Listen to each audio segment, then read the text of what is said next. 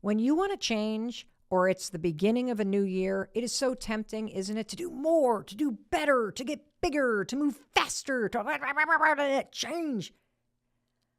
But what about just making things simpler? What about doing more of what is working and less of what is not working? What if you focused on what you were going to continue doing in order to make this next 12 months one of the greatest years of your life? I mean, you need consistency, right? And a lot of times when we go to set goals, it's about more, better, different, Well, what about what you're going to stop? What about those things that are the backbone of the change that you've already started initiating? Those are just as important as the big, bad, amazing new stuff you're going to do. And so what are the things that you're going to stop doing in the next year of your life? So think about the next 12 months. Let's look ahead on the road of your life. What are you going to stop doing? For me personally, I'm going to stop traveling for work. My life for the last decade has been as a road warrior. I mean, I used to be on the road 150 days a year. I basically missed out on our daughter's high school experience because I was gone. I was working. I was paying the bills. And over the past 2 years, I have become more and more and more committed to getting off the road and being home more. And I'm doing it. So I'm going to stop accepting speaking engagements.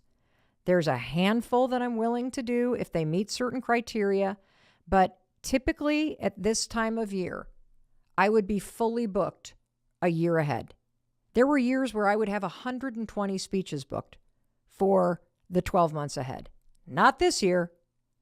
Last year, I don't know, I did 25 maybe. You know how many I've agreed to this year? 1.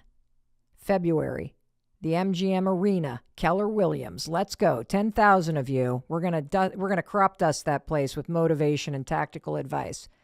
However, I'm going to stop saying yes. I'm going to stop saying yes to these opportunities.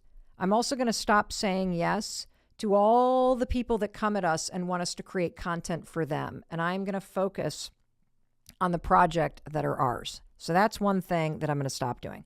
Complaining about my body, complaining about my hormone changes, complaining about how stubborn it's been to try to figure out how to be healthy, complaining about hot flashes. I need to stop. I need to stop doing that, and I need to have a different relationship with where I'm at with my hormones and where I am with my body. What are you going to stop doing in the area of health and wellness? What are you going to stop doing? Career, money, school. Maybe you need to stop complaining about your job and show up differently.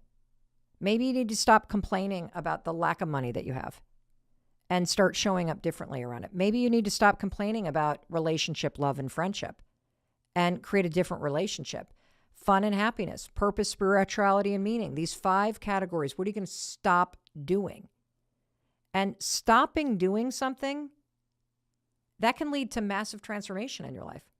We've talked about that a lot. Sometimes it's more effective to stop doing something than it is to constantly focus on the new thing that you're going to do in some cases. And so I want you to really, really go deep on this question.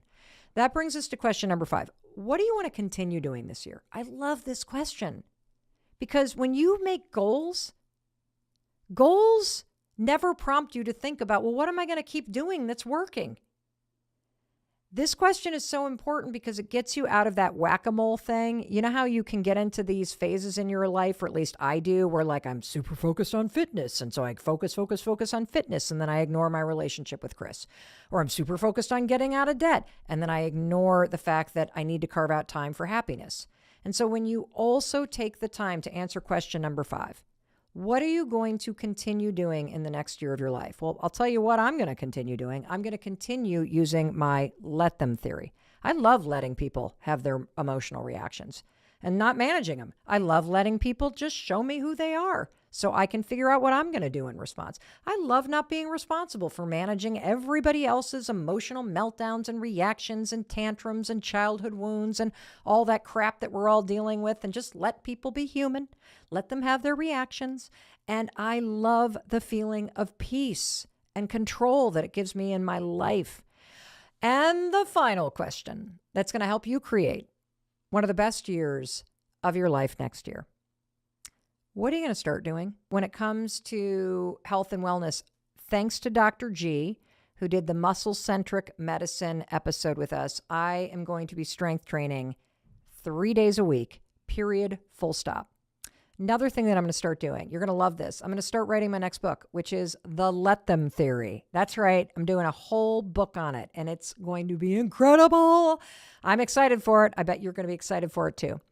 Another thing I'm going to start doing is I'm experimenting with an entirely new way of working. I mentioned earlier that I'm stopping down the work travel. Way too much work travel last year, so I'm taking it seriously this year to change that. And we're trying out this experiment where our team has 1 week on, where we do productions together in our new studio space in Boston, and then 1 week off, not like off, you're not working, but off, you are in the deep pocket doing the deeper work to get all the stuff that we did during the other week across the finish line. And I think that rhythm could be really, really cool. I'm going to start also getting aggressive about saving money again.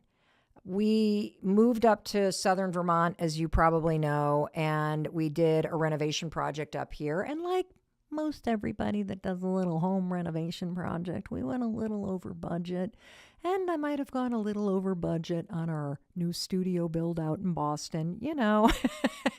But now that our daughters are both out of college and our house project and our studio project in Boston is done, I really want to start focusing again on saving money and investing in startup companies again. And I want to remind you about something. Don't forget that starting also includes starting something that you used to do. Something that you used to do in the past. You can start it up again. Maybe you need to start listening to music again. You know how you used to love to create playlists and you always had music going in the house? Maybe that's something you want to take on this year. Maybe you want to start playing your guitar again or playing the piano again, or maybe you want to start traveling again. Even if you don't have the money to go on some big fancy pants trip, maybe it's just taking day trips and exploring where you live and going to new places. Or maybe it's time to start cleaning out your social media accounts again. You know, I'm a huge fan of what I call Unfollow Friday, and making it a point every week to align your social media accounts, the input, with accounts that match what you want the coming year to look like. Like imagine that. Imagine if your social media didn't make you feel bad. Imagine if you took the time to align all the input you get on social media to match what you want to do more of this year. How cool would that be? Or maybe you want to start wearing your hair short or long again, or maybe you want to start speaking French again. You know, you used to speak fluent French, but you haven't done it in 10 years. And so you want to really brush up on the language again. So again, what do you want to start doing? You want to start being more visible at work? You want to start taking classes to up-level your skills? Go through every one of the 5 areas of your life and identify what you want to start doing before you drive ahead and before you set new goals and benchmarks for yourself. I want you to take the time to figure out where you are exactly beyond your emotional state. I do this ritual all the time. It's the 6 questions I asked myself that made me finally go, that's it. I'm going to start doing the podcast. That's it. I'm going to stop making excuses. I'm going to continue doing the things that make me successful, but by God, I'm going to start this podcast. And so please bookmark this episode. Please share this with your friends and family. And I want you to do it together. It's such a great exercise to do with your family and with your friends because it will make you feel more connected. And speaking of connected, now that I've gone through these 6 questions and I've glanced at my photos and I've kind of thought about the last year, I feel like my Google Maps just connected. I feel like I got a sense of direction.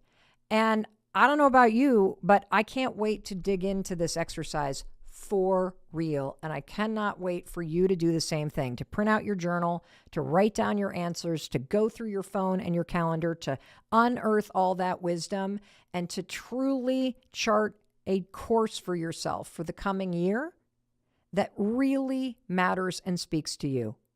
I do believe that this next year could be the best year of your life. I do believe that some of the people that you will love deeply in your life, you haven't even met yet. They're waiting for you in the next 12 months. I do believe that all of the things that you want deeply in your heart and the things that you learned, when you get serious about what you're going to start doing and stop doing and continue doing, you can make it happen. Ooh, I'm so happy you are here with me, because you and I are going to have one of my all-time favorite conversations today.